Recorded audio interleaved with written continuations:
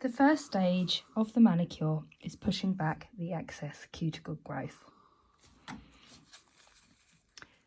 Let's take this finger here to address what is and isn't a cuticle.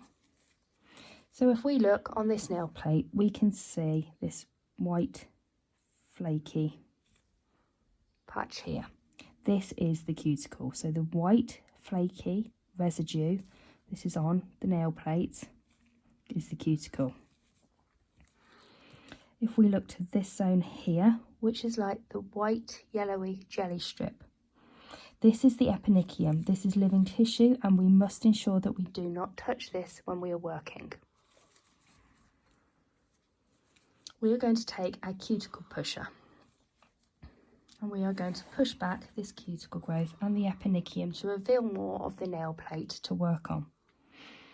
We are going to work at a 45-degree angle, and we are going to work side to side and pushing back that growth. Don't forget to come down these sides and repeat going the other way if necessary. Avoid coming flat like this, as it will just brush over the nail plate and not be effective. And do not hold it at a right angle, otherwise you will end up scratching the nail plate.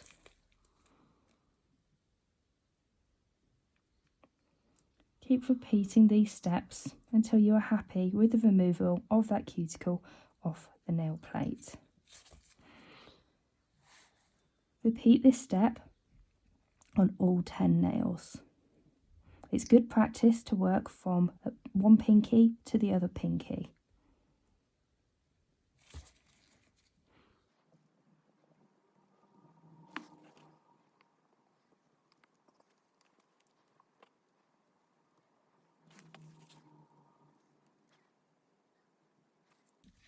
Once we've pushed back the cuticle, we're going to take our firm white dusting brush and dust over the nails, and this is going to remove any of that loose cuticle and any dust that's been created, so we can now recognise what we need to cut for the next stage.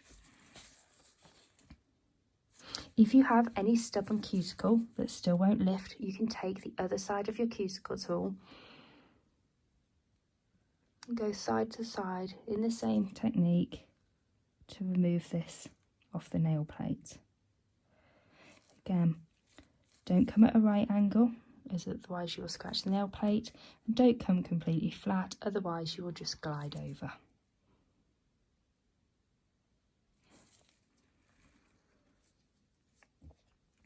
Now what we need to do is we need to take our KB curved cuticle scissors. You can see how small this blade is to work on this small delicate area. I don't advise using old-fashioned nippers because they cause a tearing action and they're too large. The blades are too large to be using on this delicate area. So what we need to now look at is what we should and shouldn't remove. And if we look here, this white bit sticking up, that is the cuticle and we want to remove it. What we do not want to cut is this strip here, and this is living tissue. If you are ever unsure, always err on the side of caution and do not remove it. This will come with time and confidence. So to remove this, how we cut this is we bring the scissors in on their side, get what we need to remove inside, and then turn the blade upways and cut. By working in this action, if we cut like this, we could accidentally force the blade into another part of the skin. If we get what we need to remove and turn it, the point is always then facing upwards and you are much less likely to accidentally cut your client.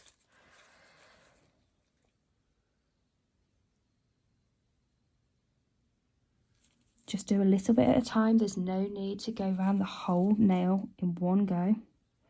And you'll find it will just be certain areas where you need to remove.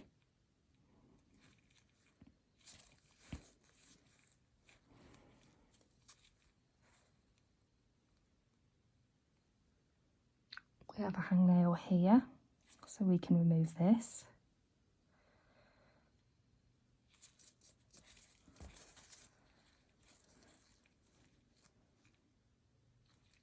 And here there's a white flaky patch sticking up here and here, and we will remove these in the same way.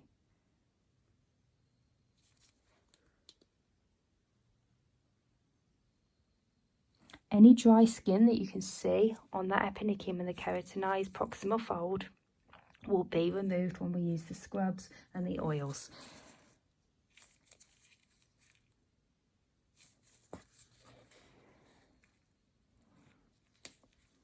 You can actually see on this thumbnail where the client actually picks their cuticle.